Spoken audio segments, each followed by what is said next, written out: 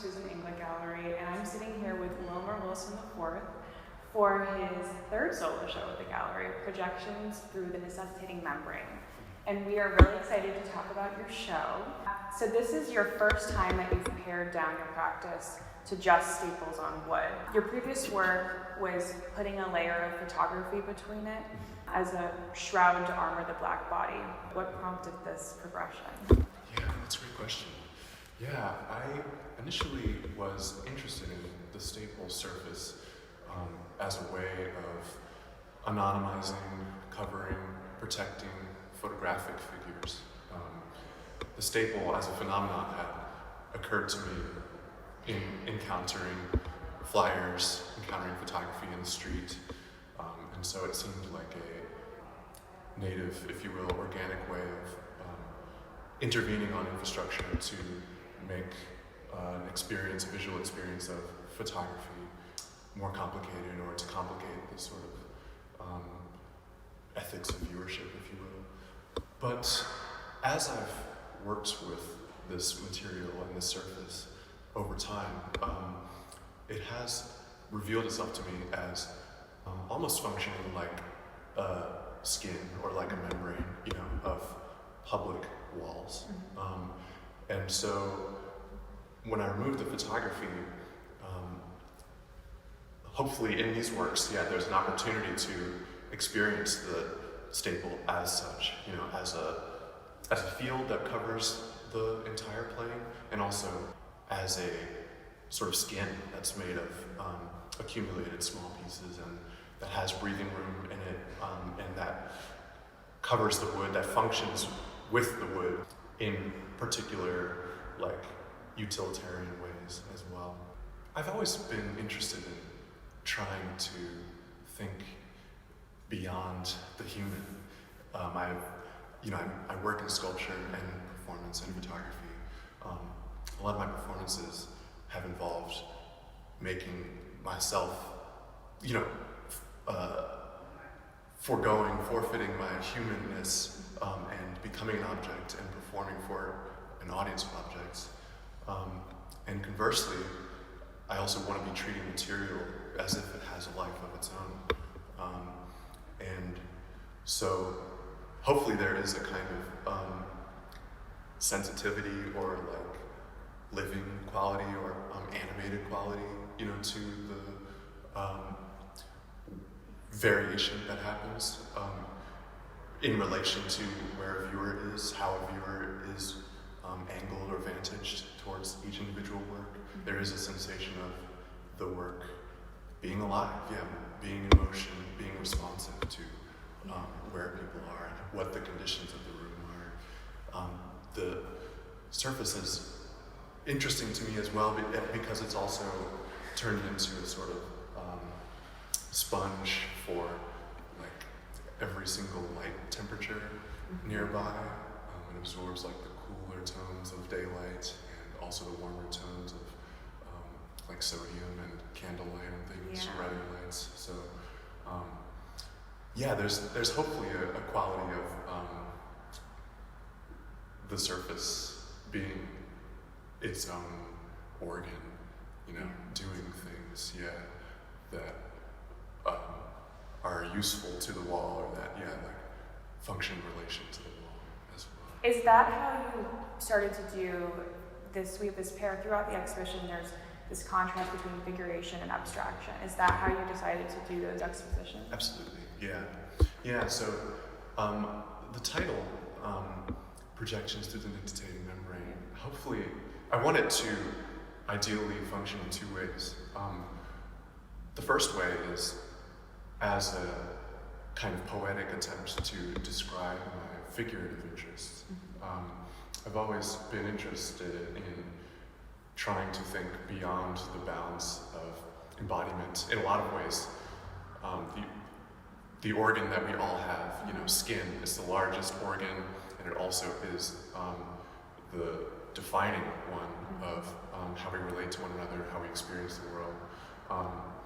And so I find myself in my work frequently trying to complicate the bounds of skin, or trying to inject new kinds of meaning into the composition of skin to imagine what it could mean in other ways or how it could function differently.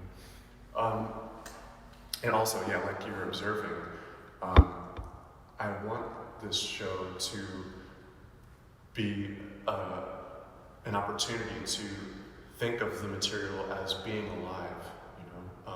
I've become interested in trying to regard like the membrane of these public provisional walls, the places where staples and wood occur organically. I want to try to think of them as having their own functioning organ systems. So I've sort of, become interested in this this organ that animals have. Yeah, it's a third eyelid. Yeah, it's a third eyelid with birds, right? Yeah, with birds and also with biting animals like sharks and things too. It sort of closes over their eye to protect while they're doing something. And so the staple surface I want to imagine as a kind of protective third eyelid of the wall. And so the non-figurative compositions here are hopefully like speculative imaginations or sort of speculative imaginings of how a wall is viewing the space that it's in, and how a wall is sort of reflecting back the physical space and social space that it might be situated in. One of the things that's always been interesting to me about skin is that it's a direct function of density in a lot of ways. So in places where sort of individual components of skin are too diffuse, skin sort of disintegrates, it becomes not relevant to the compositional organization. And conversely, like if the components are too dense, then there is a kind of suffocation of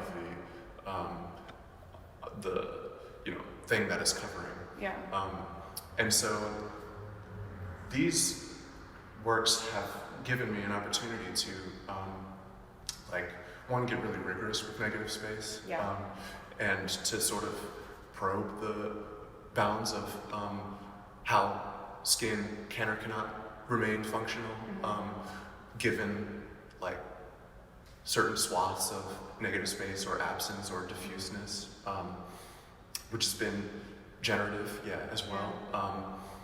And then, I think like you're saying too, maybe there's a way in which the presence of the staple does imply a kind of like activation or something, or like stimuli, like it's a response to a sort of stimuli, and I think that's how it functions in public space as well.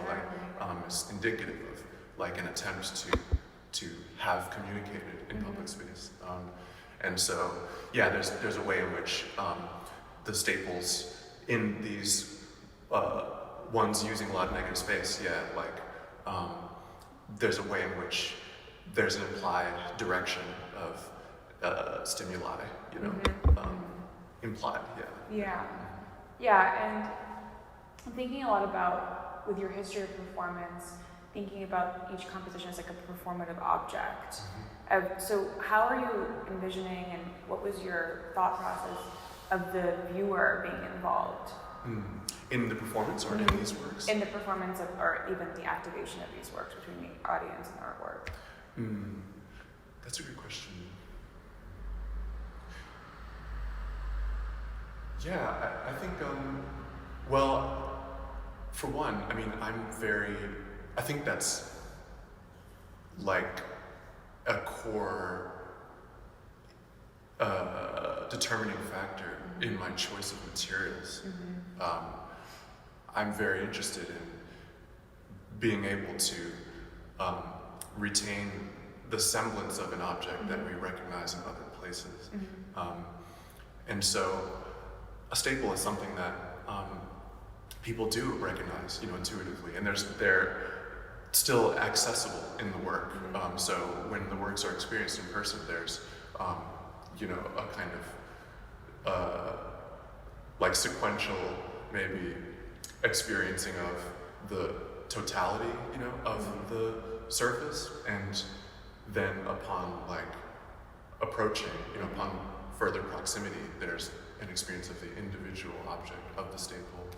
So I'm interested in making work that also conveys, you know, a vicarious understanding of its making to the viewer. And so I like the idea that somebody could understand how to make one of these works, you know, maybe by viewing these works. And I'm interested in the kind of political implications of like how that might change our relationship to this object in the everyday, and how it might change our relationship to how we use objects in the everyday. Entirely. And especially thinking within the idea of visibility. And even with the figurative works, you can only see the face if you're positioned in a certain way. What is your thought about visibility now that you've taken the image out, you know, quite literally, but then rendered it? That's a good question.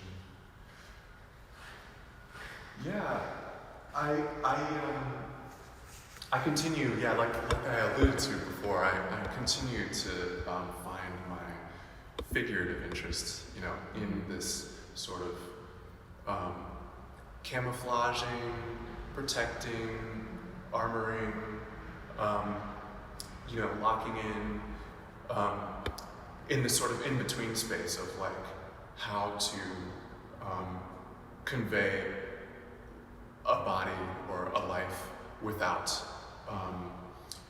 like over-determining, you know, its kind of social meaning, and also without completely losing any sense of embodiment at all. And so this staple surface has been exciting because it is a really rich mark. It holds a lot of possibility as a mark and as a line. And there's a way in which as a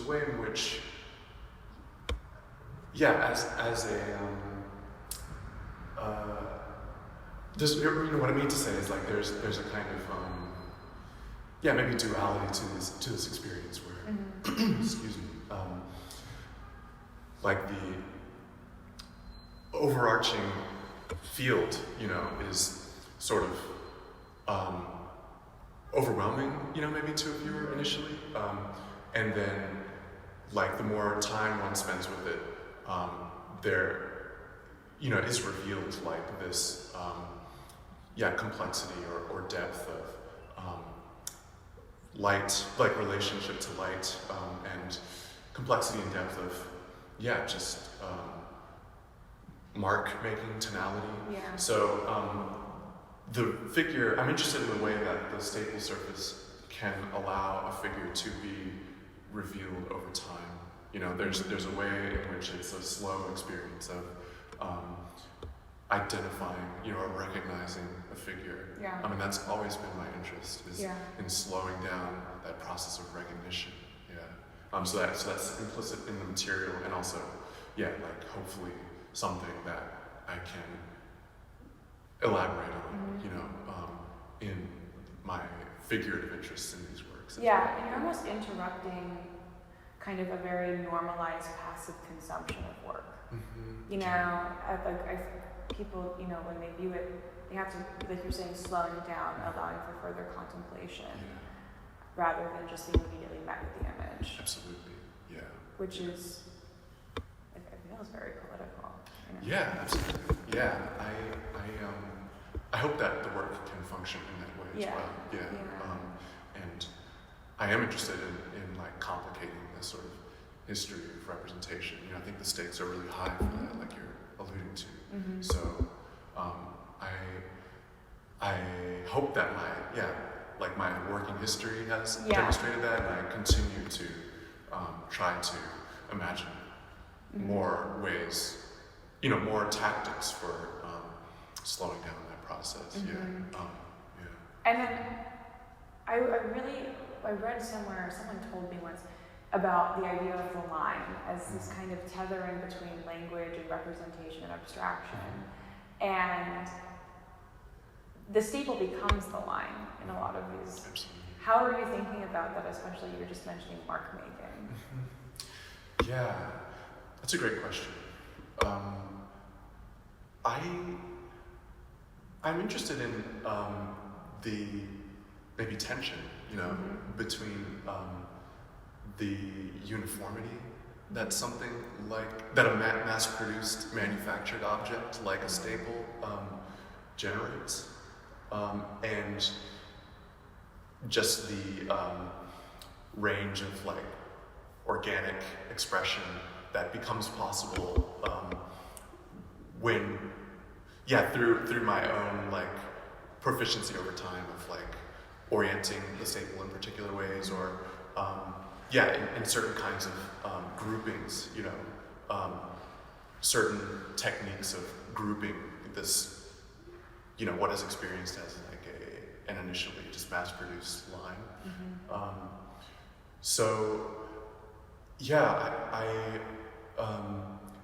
I think that what you're alluding to is sort of related to the initial overwhelm of the plane.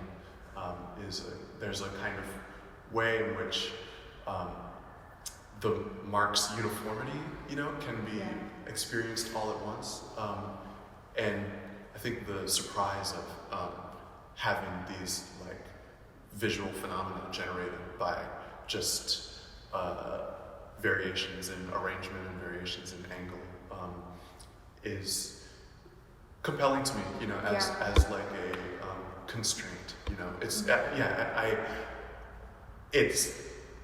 I think that initially appears as a constraint, but hopefully these works actually suggest a kind of expansive potential of just one kind of work. And there's especially, now that you pared it down just to staples and wood, it's now even alluding to more rigor in your practice. That's all you have to play with, to think about. Absolutely. Yeah. Is that tough for you? Well, I think that I've been working with staples for enough time in my practice that I do really feel like I have a technical proficiency. Yeah. So it's been, I feel really grateful, to have the chance to have that expressed directly, through these works. I hope that there's a sufficient variety of mark and of compositional style that can convey my excavation, if you will, of this mark over time. It's this work, this body of work is a result of having spent so much time trying to imagine what this one mark can do, beyond what it appears to do to us. Yeah, and I'm thinking a lot about the idea of the accumulation of mark and the accumulation of staples in, kind of referencing populace. What is your idea of the collective?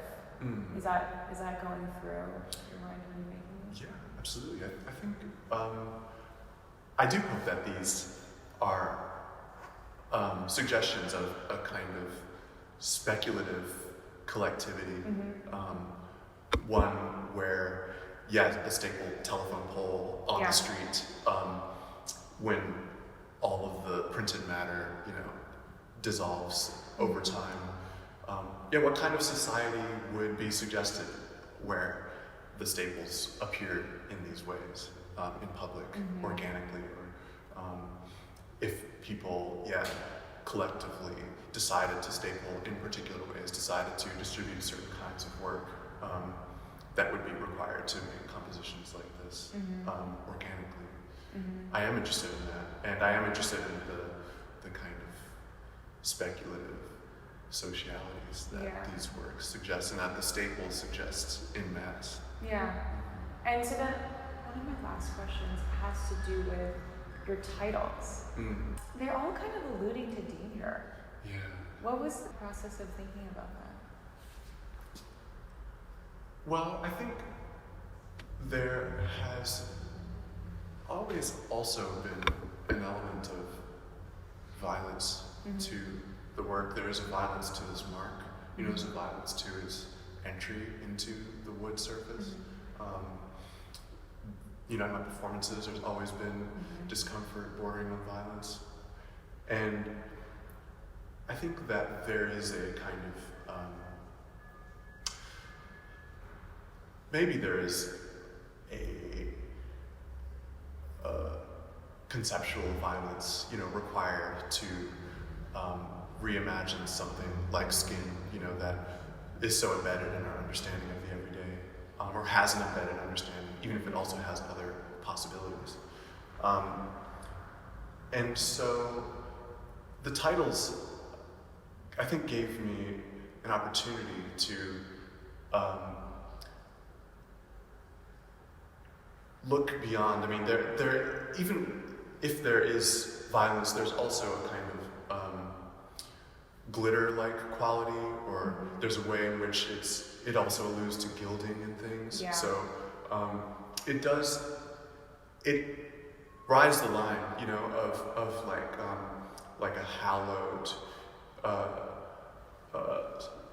celebration or ornamentation, and also this kind of violence as well. So I hope that the titles can allude to this line, you know, something like danger potential, you know, like the danger is not necessarily actualized, but it's there and it could go a number of ways, or something like false catharsis. Yeah, I was just thinking about that, which is like it's a crazy title. Yeah. False catharsis. Yeah.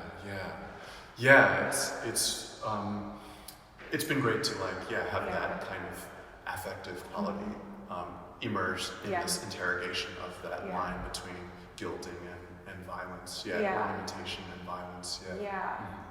Standoff with leeches. Yeah. Dream of the box breaking. Like they're almost quite hopeful, and then also there's a sense of deception with it as well. Yeah. So it's really, there's a rigor of tripping things up, and slowing down the viewer. Yeah.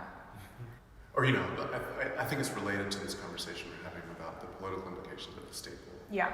Because it is interesting or compelling to me to have works like this suggest the capacity for the staple as an art to take on a monumental quality in public space as well. Yeah. So. So this was beautiful. Thank you, Wilmer. Thank you. The show is on view until April 20th, 2024. So stop by Susan Inglett Gallery and see the works in person. Thank you for being in conversation with me. Of course.